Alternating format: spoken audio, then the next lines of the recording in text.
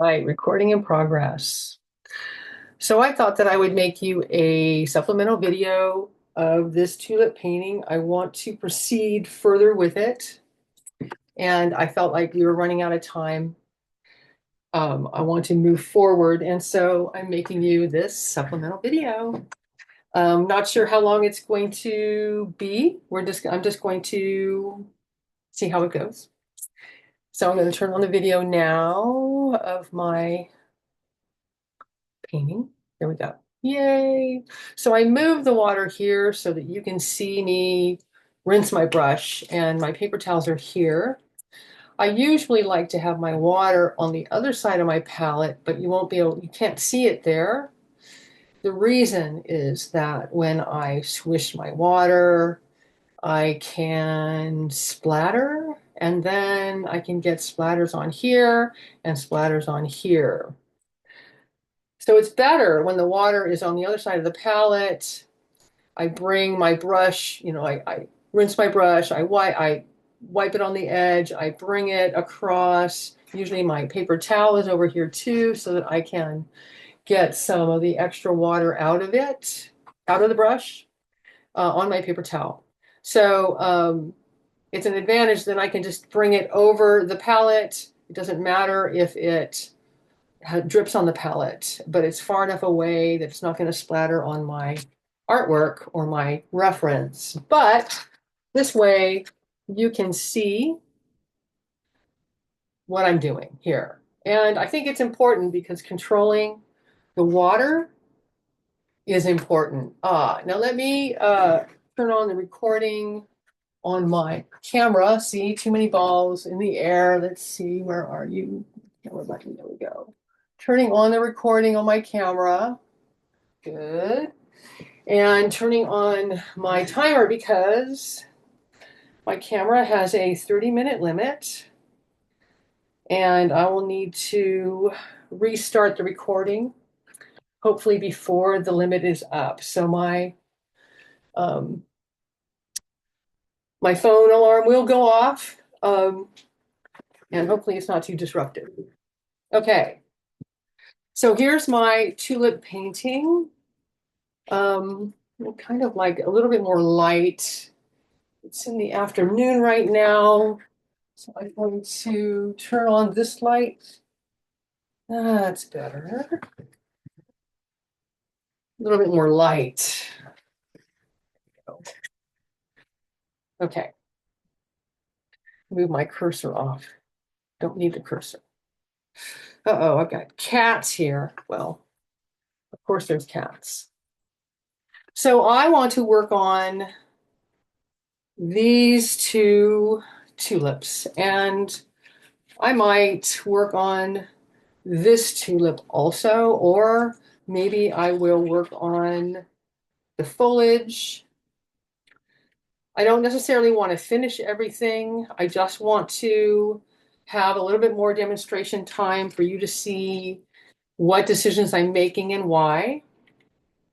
Unfortunately, we've got a little bit of glare on the photo here, so my apologies for that. Um, hmm. But the light is better if it's not on this side. Let's see. Turn on this light, turn this light off. Then we don't have glare on the photo.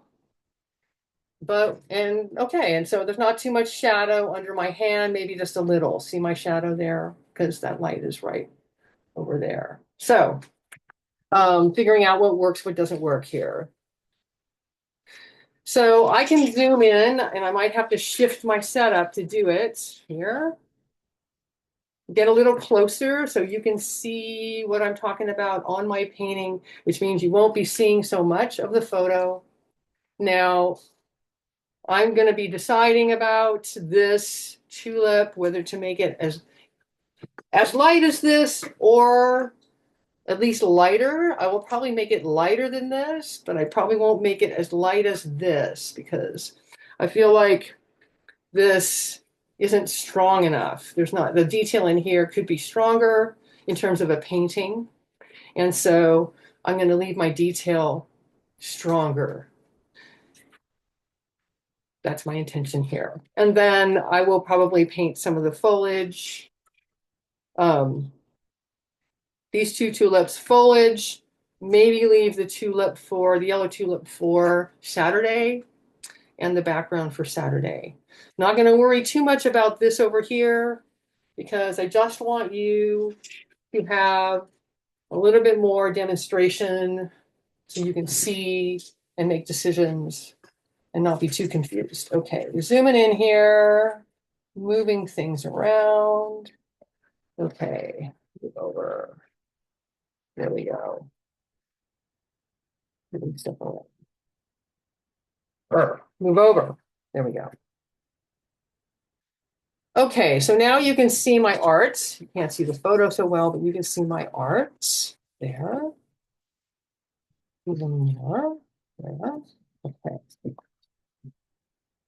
All a big negotiation.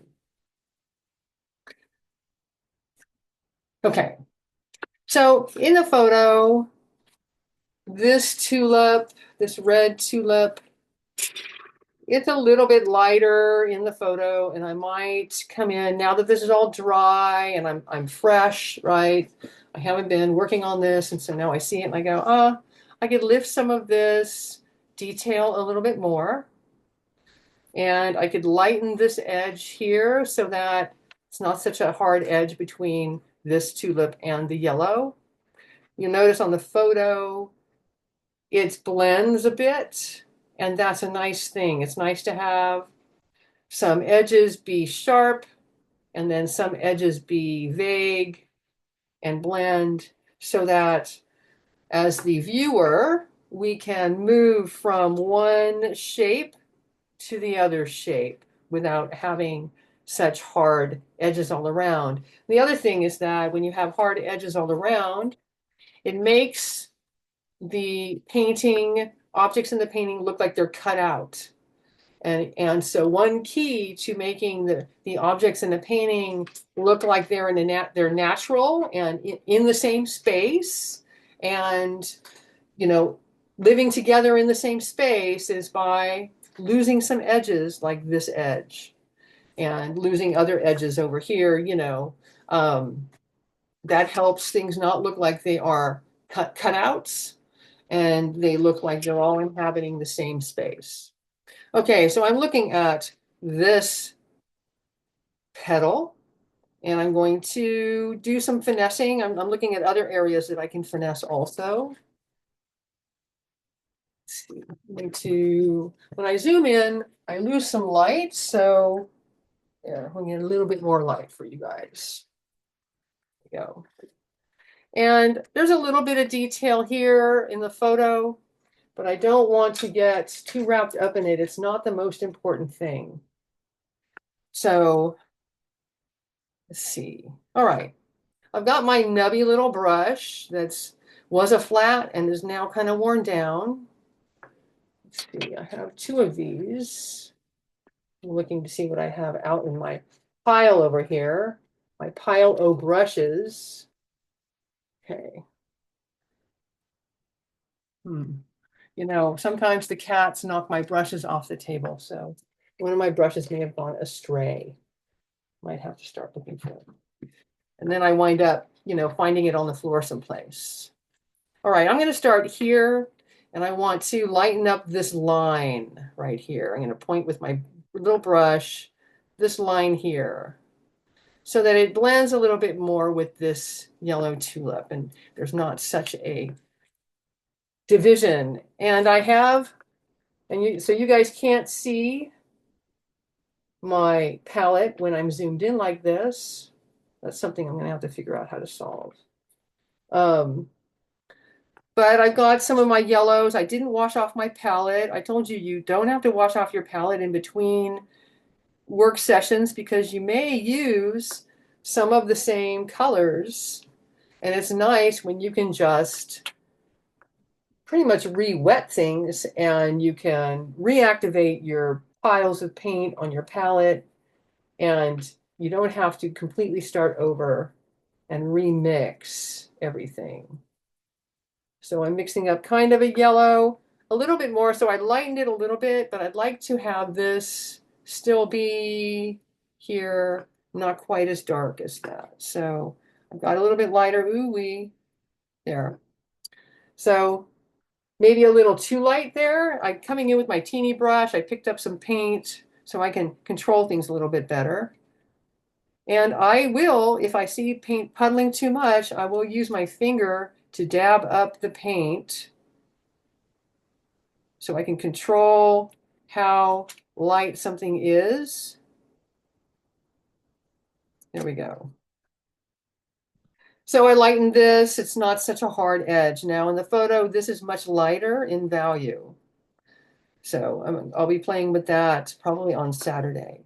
Coming over here to this, let's see. I'm going to pick up my dark red again, this dark red right here. I picked up some of that. This is the Perline Maroon mixed.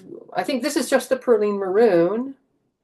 It's not really mixed with the green, or if it is, it's not very much green.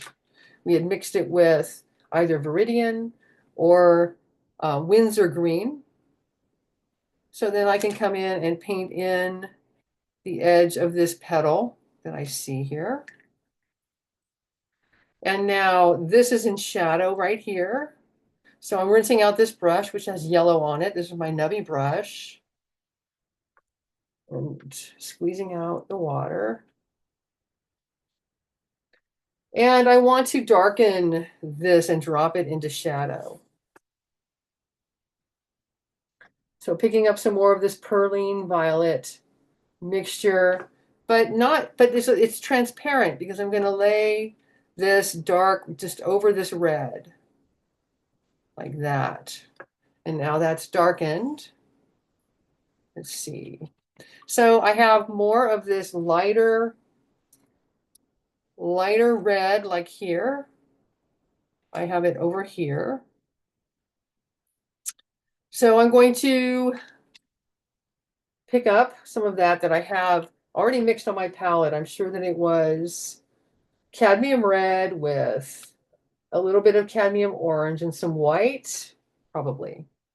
That's my best guess here from what I'm looking at. And I can come in and pick out the edge of this petal, and I can come down and bring some light down here. I'm using hatching to bring some light down there.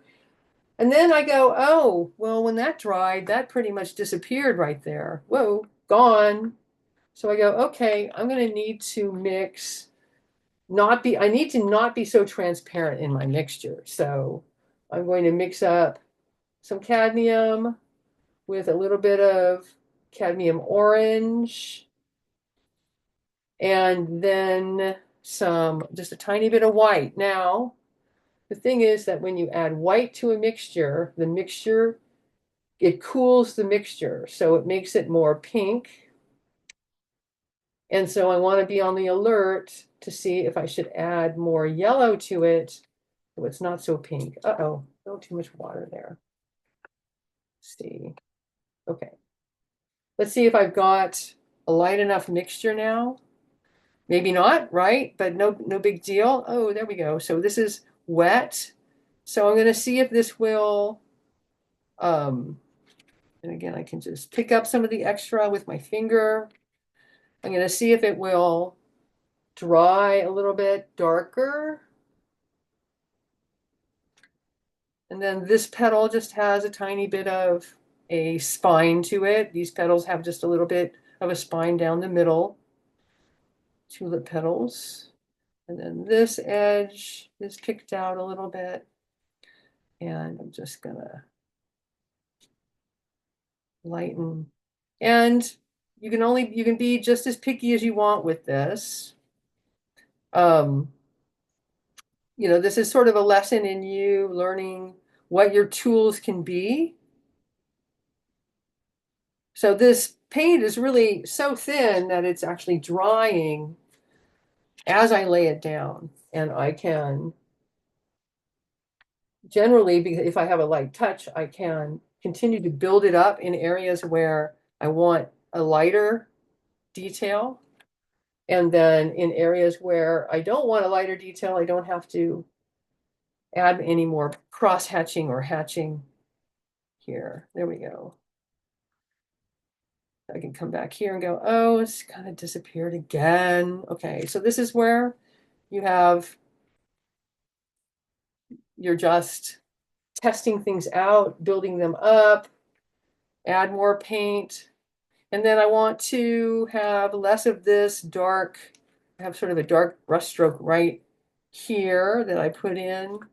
And I just want to have there be less of that. And then I just come in with this there, and then I'm going to put some red over it. Some cadmium red. So, like many things, including foliage and people's hair and clothing, petals on flowers are pretty abstract in shape when you get right down to it. And so you have to look at the whole context of the flower in order to see the flower.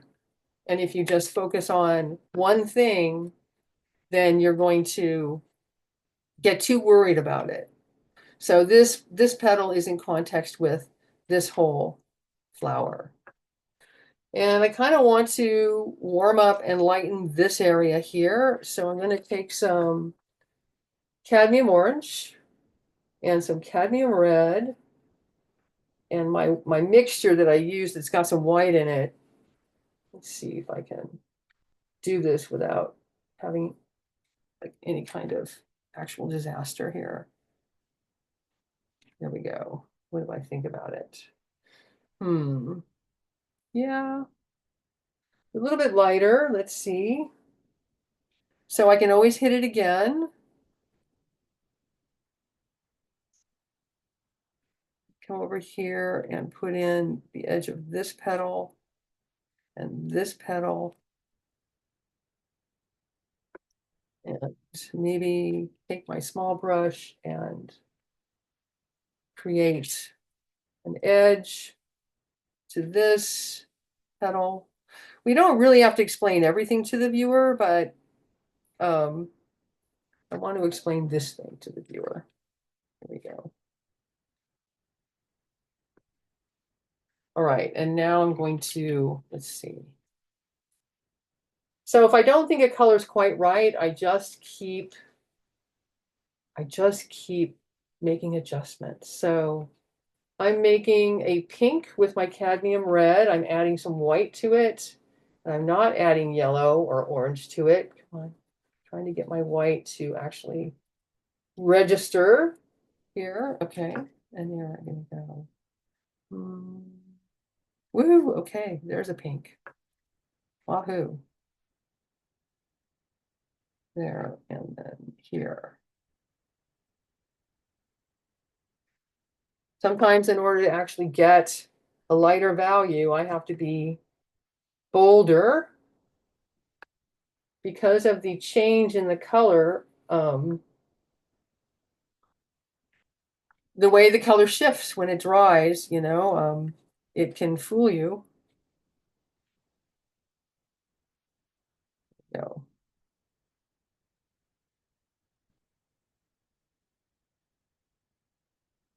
So I play around with things quite a lot so that I start to feel better about how something's working. There we go, a little bit more red. Okay, so I'm going to move over to this tulip. And I kind of like how this petal is in the dark. And then it has part of it that's lighter.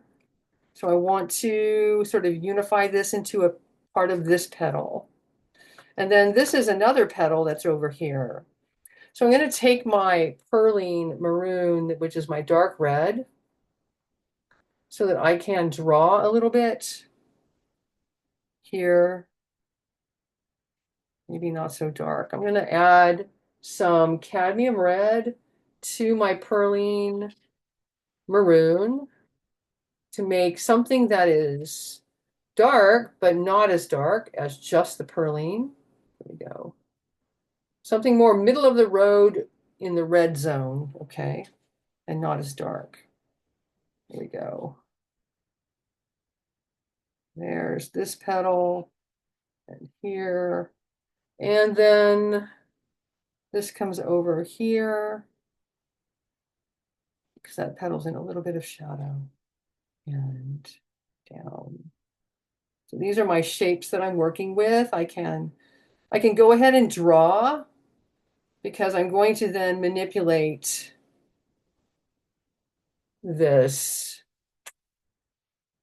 I can cover it up. It's not a disaster because I can cover it up and soften as much as I want. Okay. Here. Here. Just clarifying for myself what is what. All right. So now I'm going to manipulate things or adjust things, however you want to put it. So I'm going to soften this edge here. I think I need a little bit more water into my mixture so it flows. More water. There we go. So I soften this and this here. And again, in my photo, this area is much softer. So I'm going to make this line not as hard by picking up some of my lighter mixtures and softening that. Picking up some of my lighter mixtures and basically making an overlay over this. Let's see. Okay. And I want to unify this. I've got this sort of a triangle here that just happened because I was using my brush to describe forms, but now I don't really want that there. Let's see. So I'm going to try to pick up enough paint on my teeny brush. And if I can't, then I can use my bigger brush. There we go. To get rid of these two brush strokes. And you can see that, well, I got rid of some, but I'm going to go back and hit it again. It's still a little too apparent here. So I can fix stuff like that. And then as it dries, you know, sometimes it comes back through.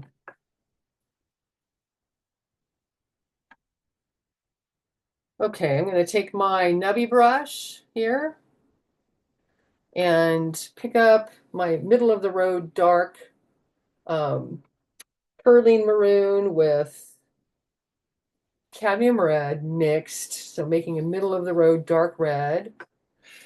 And I'm putting it here because this is darker and it's transparent. I'm not making a really solid opaque mixture, which is easy because the perline's not really very opaque, and so it lends itself to this. I'm gonna just do that and come over here and put in the side of this petal.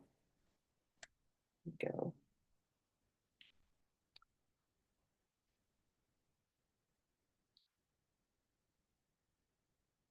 And so also, as a side note, you may already know this, but I thought that I would say, if you have wood-handled brushes, and these brushes that I'm using, the majority of them are wood-handled brushes, except for this big flat here, which is obviously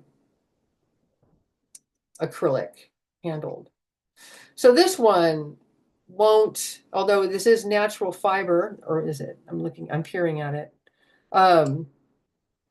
It won't swell up if I leave it in the water, but if you have wood-handled brushes, and you leave them sitting in your water, you know, head down, like bristles down, while you do something else, um, the wood will absorb the water at the base of this thing, which is called, this thing right here is called a ferrule, right here, this metal thing.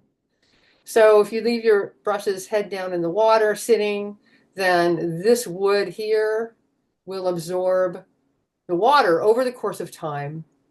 The paint will crack, and then the wood will swell, and it will loosen your ferrule because it'll swell with the wet, and then when it dries, it'll shrink. And so then you will get the loose ferrule that you get with, you know, brushes that have been, let's say, abused in this way. Now, that might not be so important for this particular brush because these tiny little detail brushes only have a certain amount of a lifetime. They're not long lived, okay? They eventually wear down, especially gouache is particularly hard on brushes. And so the reason is that the gouache has a granular quality, a more granular quality than watercolor. So eventually over time, mixing and even on your palette and, you know, just being exposed to the granular quality of gouache, the brushes will, you know, break down the bristles. And so that's more apparent with a tiny little brush. And this is also true with oil painting and acrylic painting. Almost any painting, you will have tiny little, especially the detail brushes wear down with time and use. And the bigger brushes like this one, this is probably about 30 years old. So it's not as abused, although I do abuse my brushes. I admit that I abuse my brushes, and they will eventually look like this brush, which has this is a synthetic brush, and it has, as you can see, the paint has broken through, and the handle has absorbed the water, and the ferrule is loose. See? Eventually, the ferrule will just pop off. And these bristles are very much abused also. So this brush is got somewhat splayed. The good thing about it, however, even with this loose ferrule, is that I like it because I will use it to pick up paint, and then I will actually mash the bristles so that they are irregular and split. And then I will use it to make textures like foliage textures like grass that I want the textures like grass to be irregular. And I'd rather not make grass like this with little tiny strokes because it's too regular. And so especially if I want to cover a lot of area with grass, then I'll use a brush like that. I also have some fan brushes that I have abused greatly, and they look like that too. And so the good thing about them is that they're a fan and they're all messed up and abused. And so I use them also for grasses, and I mash the bristles so that the bristles will splay more and be split and splayed, and then I use them to make textures. Okay, so now I'm coming in, I'm reproducing this orange here. I'm making it a little bit dirty. I'm dirtying it up with some green from all of our darks here. It's on my palette, just a little bit of it so that it will look like it's in the shadow here. Let that dry so that I can see if I'm on or off, okay? Am I making the right mixture? Or woo, okay, so this is drawing a little bit darker, right? The green that I so blithely added to it is darker, and so I'm just going to make some adjustments. So you can see that it's really a series of adjustments, and the nice thing is that you can make those adjustments pretty freely because you can paint over stuff and make changes. And I really like to use gouache for making preliminary sketches for bigger paintings. So I put some more white in there. So now you can see that it's too cool in color. It's done not quite orangey enough, but I lightened it. So I'm going to add some orange back in and see if I can start to get closer to my color. There we go. And this sounds like a lot of back and forth, and it is, but it's really pretty fast if I'm not having to yak away the way I'm yakking, right? So if I'm here working on my own, I just make these changes really quickly, and then while I'm waiting for something to dry, I go do something else. You know, like I'll drop that over and keep working toward the color that I want. And then while that's drying, I'll go work over here, do something, and then I'll come back and go, oh, what does that look like? And then I'll make another change. There, I'm getting closer. Okay, so I'm basically drawing this outline based on my photo. Here, I can show you. See, here's my photo. Whoops. Okay, I'm going to restart my recording. Let's see. Sorry. Oh, sorry for the delay. Stop the recording. Start the recording. There we go. Okay.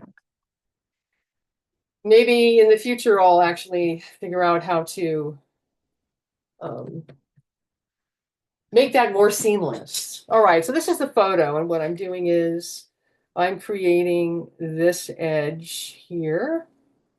It's a soft edge, but it forms the shape of this tulip. And you can see on my painting in my lay-in, I didn't really worry too much about this shape because I knew that I could come back later and fix it. So no problem fixing it. Let's see. And again, nobody really knows, nobody out there in viewer land knows what this tulip actually looks like. So nobody's going to say, oh, well, that's not exactly right. So it doesn't have to be exactly the same as the photo because people aren't going to be viewing it with the photo next to it. So I can go, there are times when you want to be more particular, um, when it's important that you are being accurate from your reference.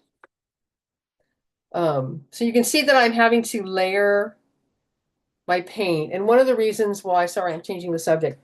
One of the reasons why is because I'm working from dried paint on my palette. So if I put paint out, in fact, I think I will. I'm working from these dried piles of white. I put water on them, but they are thinner. Let's see, I'm trying to get my white tube. There we go. Ouch. Getting the lid off the white tube. So I'm going to put a little bit of tube white, nice and fresh, on my palette.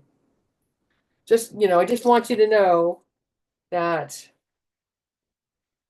there are advantages to working with dried paint and reactivating your paint on your palette. And then sometimes you just are better off laying out a little bit of fresh paint. And so the quality of fresh paint is that it's opaque. And so now I can pick up this wet white and put it up a little bit with some cadmium orange. There, some yellow, but it's basically got more oomph like this. So then I can make a dent in this and cover this, what I want to cover here, and make this change like this. And voila, or almost anyway. Almost voila, maybe a little bit more yellow. So Probably when I do the background and mess around with the background, I'll lay out some fresh paint. But even when I do that, I don't necessarily wash off my palette. I'll still leave my puddles of paint that I can reactivate because I can use that. I can use it for making little tiny variations like I did over here. Okay, let's see. What's the deal? What is the deal here? I just want to match my color a little bit better. Maybe. Match my color a little bit better, maybe. There we go. Also, sometimes you want a bigger brush. So this brush holds more paint than this brush. And so by picking up paint with this nubby brush, I have more paint that I'm putting down. There. So see how I go, well, gosh, I really don't want to see that shadow coming through. So I painted over this whole thing very quickly with my brush. And there we go. Now, if I keep worrying this, it is going to come back. I have to let it dry now. It's going to come back through. So I'm going to let it dry, and I will mess around with it some more a little bit later. Let's see.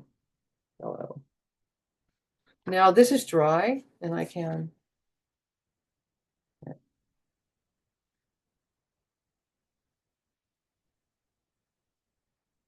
So likewise, I still have a puddle of this color. So I'm going to use it. I'm going to use it, reactivate it on my palette. Yes, it's going to be a little less opaque. That's inevitable. So here I can then draw this in. And I can come in with my tiny brush. I'm rinsing it off. There we go. So when I rinse it off, I wipe off the water because I don't want it to be so full of water. I want to control how much water is on it. And then I can come in here and soften these edges.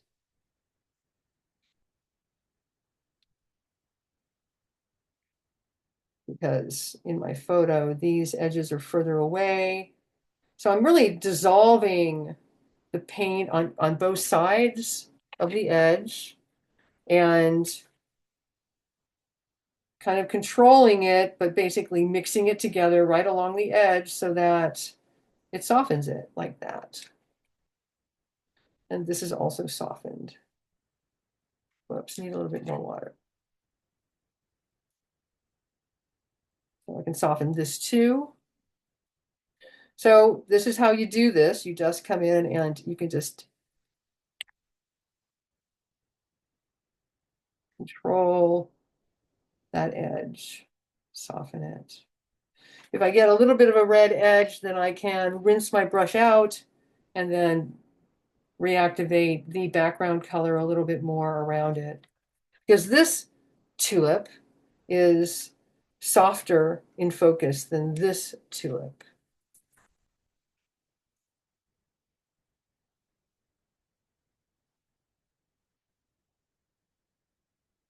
Picking up a little bit more background color to fix this.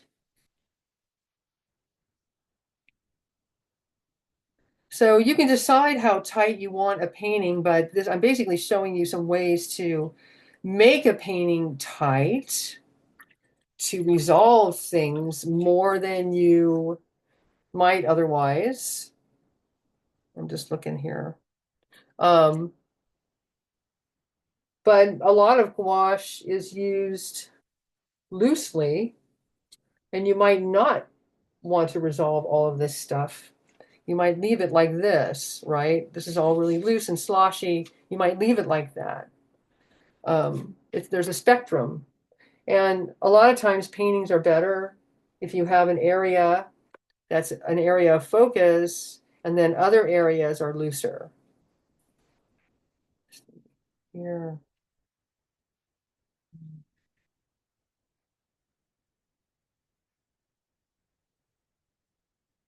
There, and let's see, we need a little bit more red.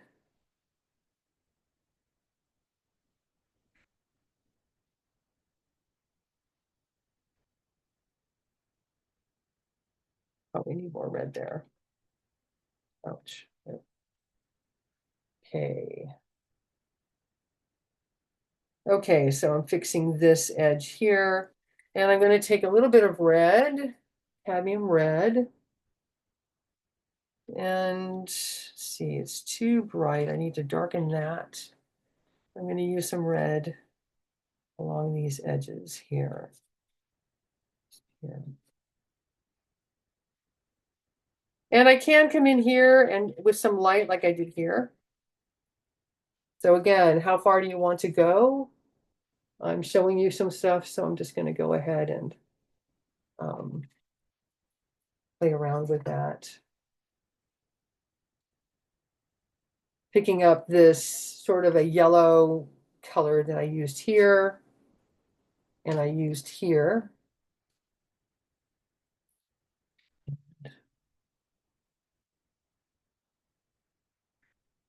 So the tulip has these this texture.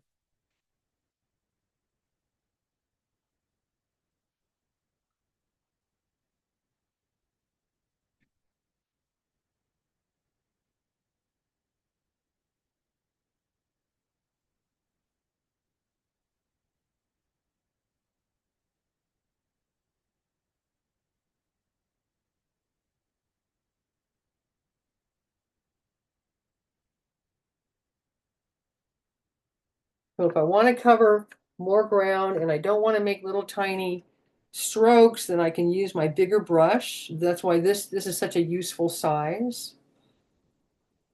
Dissolving that a little bit. I have other brushes that are a similar flat, a little bit wider. I have a round, but you notice that I'm not using this round very much because well, I have other brushes that I use instead. All right, so now maybe I would like to play around with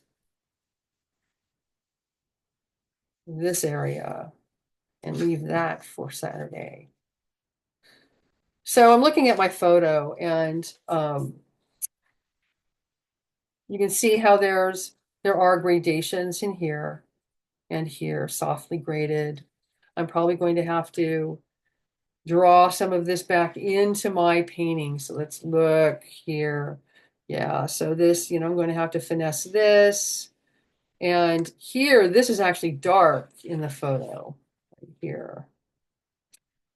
And then there's this little stem that goes that way, which might be right here. And then you can see the gradation here that I can finesse. But this being dark is going to help a lot by pushing this back and making it dark, these tulips will be more inclined to come forward. All right, so so this brush, the nice thing about it is that it holds a little bit more paint, but it can also get into a space like this, whereas this is really too big. I can't really fit this into that very well without having the risk of, like, I can use one corner of it and do this, but there's always the risk that I'm going to drop paint over here. So I'm going to use this brush once again. I also have a wider one of these, but here's my other one. I don't really see that I need a wider brush at this point. So this was Windsor Green and Perline. Whoops, I got some blue on there. What the heck? How'd that happen? I want to know. There we go. Huh, do you see that blue right there? Okay. First, I'm going to get it off my finger, because if it's on my finger, then I'll spread it everywhere, like I just did. But the nice thing is that I can fix it. So I'm mixing Perlene Maroon with Windsor Green or Viridian. Was it Lauren that had the Viridian? So use the Viridian. Making another dark. And I can layer my darks as long as they are dry. So sometimes you want something that is a little bit of a transparent dark, and sometimes you want something that looks more deep and opaque. So here I come in here, and now I'm going to have to soften this edge again. Here. Let's see. This is the edge of that leaf. I'm going to finesse this curve a little bit more, but not right now. Yeah. And I can come in with my small brush and darken this gap between the two flowers. Let's see, I'm just going to wait for this to firm up here, she says, as she brushes back into it. Here we go.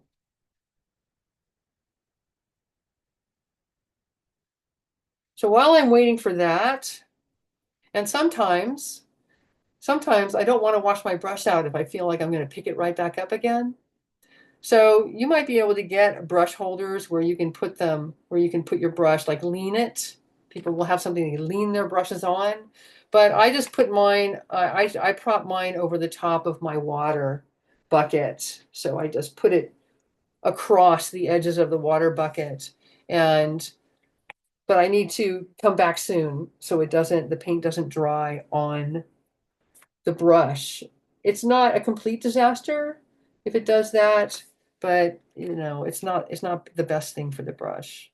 Okay, so I can come in here with my little brush and use small strokes to put this dark into this gap so that there's a little bit more separation between these two tulips. There's my head, sorry. Whoops, there's her hair. Okay.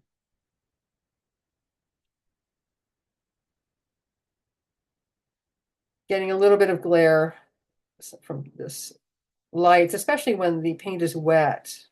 So I can pull some of this dark again into this petal so that so I lose the edge a little bit. I want to lose the edge a little bit. I don't want to have a discernible edge if I can manage to soften it. Okay, so looking at my photo, this right here is that stem that goes off nice. It's very nice and lyrical, kind of adds to the movement of the painting. So I'm going to, let's see, it's pretty yellow. It's sort of a muted orangey yellow green in some of those, in the stems. The stems are very warm. So let's see what I've got here, if it is. So let's see. There's a stem here because of this tulip has a stem. Gosh, that looked pretty darn yellow, and now it looks really, really light and white. So let's see. I think that this goes off here.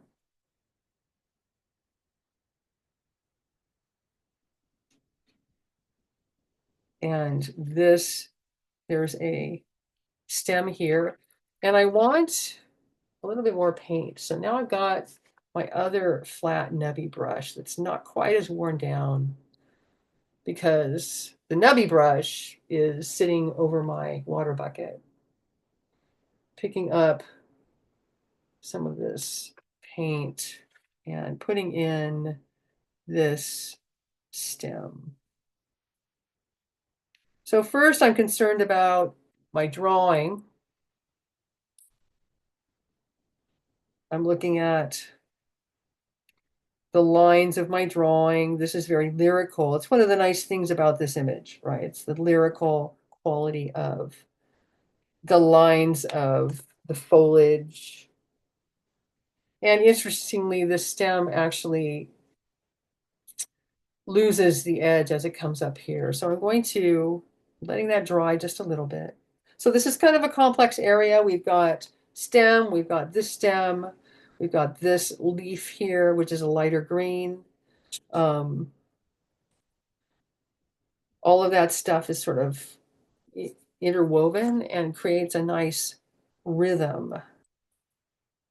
So there's a little bit of light here. I'm going to play around with that. So on this photo right here, it's lighter. That's what I mean. And it blends into the stem.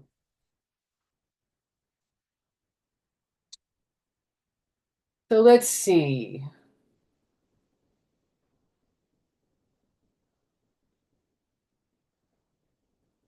It's kind of a green. Let's see if I can. I need to be yellow. So that's too cool. I need more yellow. But no matter, right? Because I can fix anything that I put down.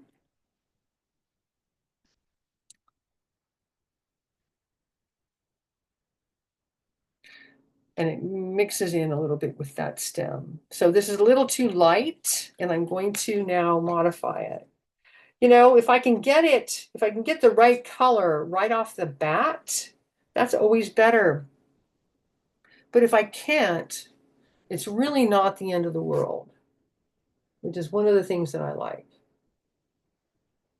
Let's see, this yellow stem here. Coming over this with a little bit more sort of a gold yellow, and I can actually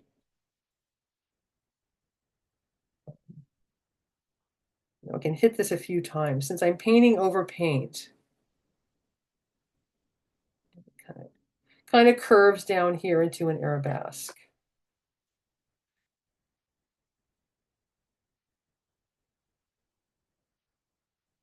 Mixing up a lighter yellow. She says. Maybe a little too cool. Sometimes I just want to get the value up. I want it to be not so dark. And then I can stain over it if I want to warm it up. This is lighter here. There. Comes down into this curve, nice curve. There.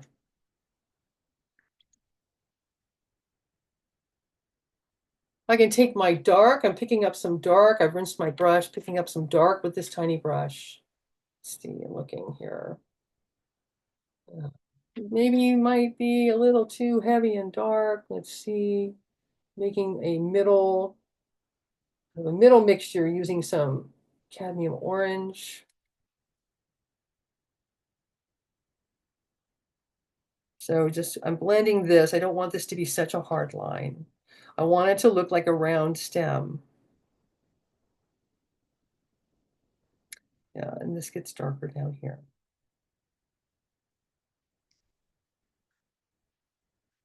So I can just keep adjusting. And then I got picked up some dark, bringing it over like this. So I'm looking at this photo, so I have the reference more than you do. So unfortunately, maybe I'll be able to fix that at some point. So now I'm going to take this dark and shape this side, and it kind of comes over this there. And this edge is softer than I've made it, so I want to soften my edge just like I did out here.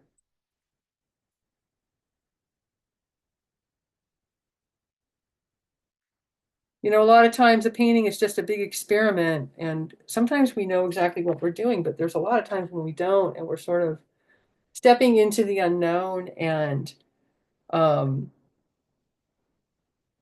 seeing how we're going to solve some of the problems. And it's not always a known quantity. I think that there's that idea that if you're a good painter, then you always know what you're doing. But the fact is that if you're a good painter, you often don't know what you're doing.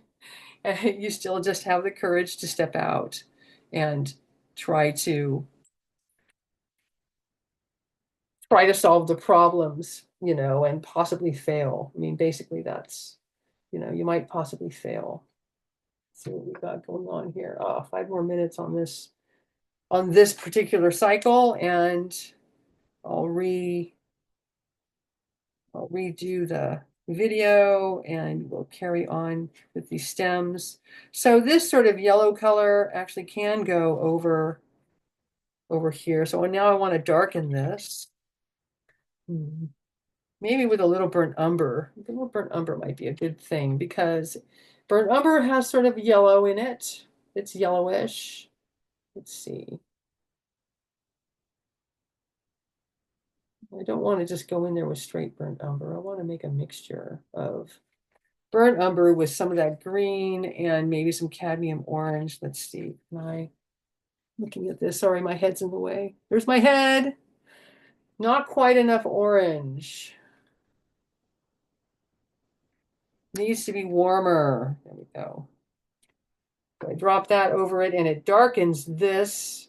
And then I can just go ahead and use the dark and adjust it. Waiting for it to dry. And I think I'm going to come in with a little bit more orange and yellow influence. He says maybe. A little bit more orange and yellow, maybe. Kind of too light. Oops. Okay. So picking back some dark back up. Well, not so bad. Wait a minute. Wait a minute. Not so bad. Needed to wait for it to dry. Okay. Now I'm going to pick up some more dark, my dark green mixed with the perling maroon, and I'm adding a little bit of burnt umber to it because it has a more of a brown effect, and kind of blend and chip away, and here.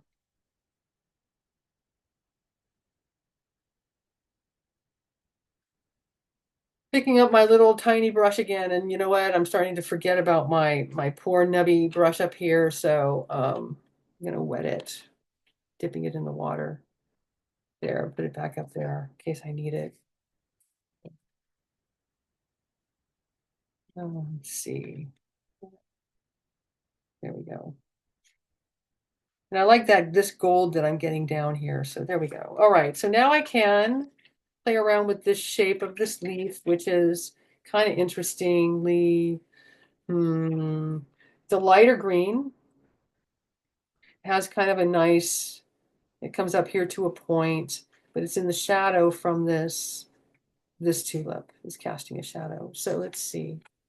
It has a little bit more white in it than any of this stuff. And you can always adjust your values later because you can always go back and pick up something. If you get the middle tones working, the middle values, then you can always go back later and hit highlights. There's nothing stopping you from going back and making further adjustments later. And so there's not any real reason to not just stop at a certain point and go, okay, well, I'm going to see what I think of that later on. And I do that plenty. I go, well, that looks pretty good. I think I'm going to move over to this next thing and do that thing. And then I'll see what I think later about this area that I'm working on. So let's see, I'm adjusting this leaf here. Whoops, leaf shape. And down. So, I'm kind of rearranging the pigment to a certain degree. I can get in here and I can wet the pigment and I can pick it up and move it around. If I don't like how something's working, and this is going to be true for this background when we get around to doing the background, I can redo the background as many times as I well please here. Okay, I'm going to stop the recording and then redo the recording. There we go. And now again, I'm sorry, that's for my Nikon. My Nikon's recording. The Zoom recording keeps going. Okay.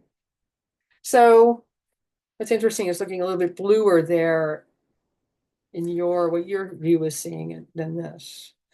Okay, so I need something a little lighter, a little bit more white in here for this end. So now I have the same thing here as I had there. I have to go over paint. Sorry, I need to set my alarm. There we go. Okay. I need to paint over, right? Paint over paint. And then I can also pull this red down to make the shape of this leaf too. So I've got a couple things to do here. Whoops. Got a couple brushes sitting here full of paint.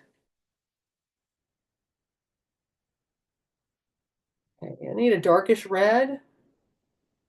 So I'm mixing my cadmium with the perline violet, the perline maroon.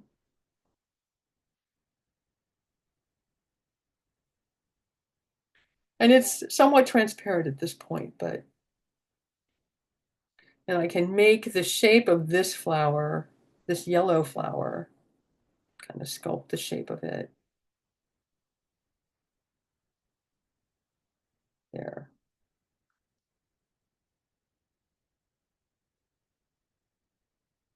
And I can play, when I do the yellow flower, I can play around with this edge, do whatever I want.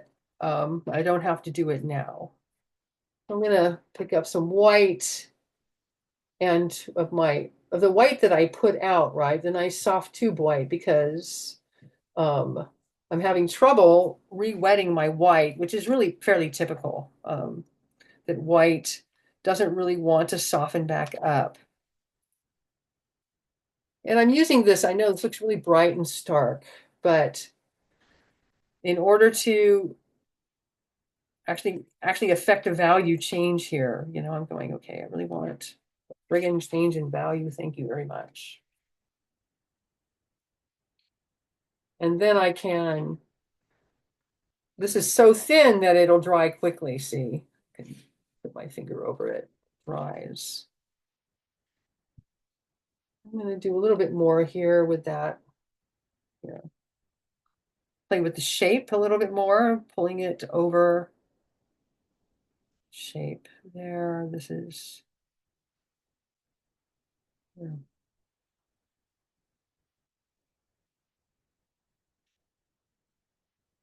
So I'm using this white and it looks really cold and, a little bit wrong, but the nice thing about it is that I can stain over it. Let me just adjust this shape here. Just want to have a little bit more curve in this. Not quite happy with the curve. Curve, curve, curve, please. Curve, please. Okay. So once this is dry, and I'm going to give it a second and let that dark firm up a little bit, lighten this a little bit. Woo, okay. Then I can even use my little tiny brush and I can make it more yellow, because what I'm seeing in the photo is more yellow, more green yellow. All right, let's see. I can pick up a transparent bit, because this pale green that I made earlier when I did the lay-in, like this green, with yellow and probably Windsor green, is fairly powerful. It's fairly powerful. And so I can glaze and stain. Look at that. Woo, okay. So I can stain that white, but I have to be quick, and I only get to drop it over the white paint once, and then it has to dry. And then after it's dry, I can probably go and do it again. So right now I can see that it's still wet because this was a little bit of a wet brush full here. It was a wet brush full of this greenish yellow color. So there we go. That's dry now. So I can do it again. I've got a brush full here and I can go. I'm going to drop this greenish over here. And this tulip is reflecting its yellow onto this here in the photo. So I'm going to take something a little bit warmer and put some yellow into this area also.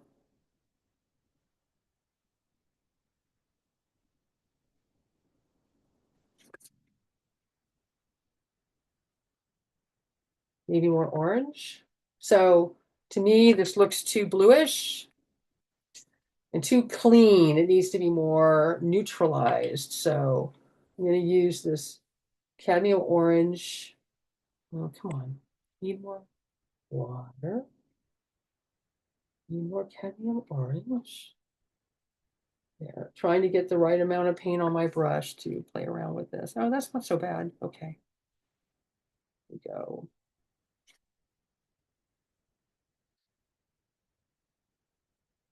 So there are a lot of different ways to do things, and this is true certainly of acrylic and oil too. You can paint opaquely, and then you can also paint transparently, and you can use layers of color to express something, or you can just, if you can nail the color directly, well, bravo, and go for it, right? But if you can't, then it's not the end of the world, and you can make adjustments. All right, this thing comes like this. So this leaf is much lighter down here also, and I can play around with this edge, you know, but there's a lot of finessing to go on here. So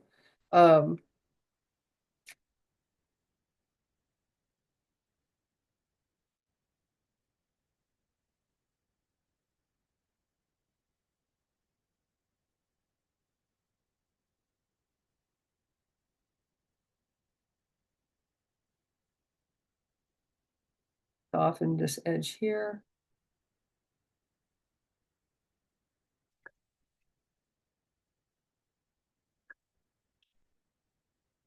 Soften it some more. Soften, darn it.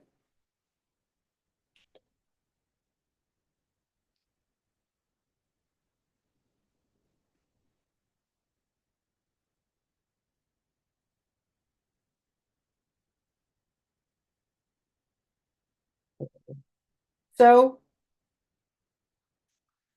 this is a little bit more of a demo for you. I'm gonna move that over. You know, I can play around with this. I can just keep playing around with this.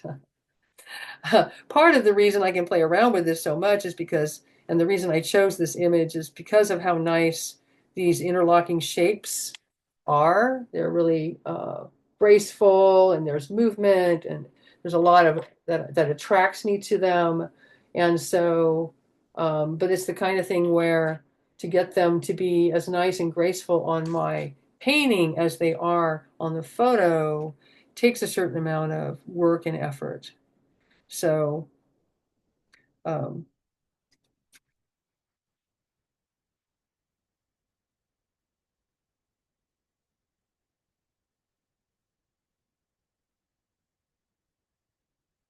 so I'm gonna bring this edge. So I'm not that crazy about this space in between these two. It's a little awkward, and it's certainly more awkward on my painting than it is in the photo. So I'm going to soften a little bit there. and try to clarify it so that it's not something that draws the eye in an unpleasant way.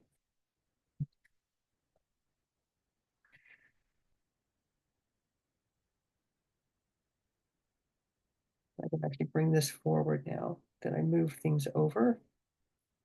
Okay, so on Saturday, we'll tackle the yellow blossom here. And we'll play around with the background. You know, I like this color of background. So I'm probably going to do some destruction in playing around with the background, because if I try to make it darker, if I try to put in a gradation, it may not be the decision that I would normally make. It's just going to be for the purposes of demonstration. So, so that'll be interesting and exciting, but I'd like to show you how you can reactivate the paint and move around the pigment. And then if it doesn't, and then when you watch it dry, because it'll change, right? And then if it doesn't suit you, what's happening? Well, then you can do it again. And if it doesn't suit you then, well, then you can do it again. And so you can just keep re-wetting, reactivating the paint, adding paint to it, make it lighter, darker, warmer, cooler, whatever you decide. If you don't like the brush strokes, if you think it's too spotty, you can just reactivate it and let it dry, and then see if your rearrangement suits you better. So that's something that we're going to do on Saturday.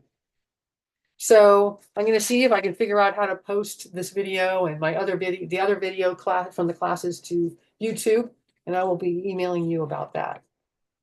Okay, so talk to you on Saturday. Here, you can actually, oh, I didn't actually paint this out. Maybe I'll do that on Saturday too. And let's go back to FaceTime so you can see my face, and I can say, talk to you on Saturday with my face, and see you later.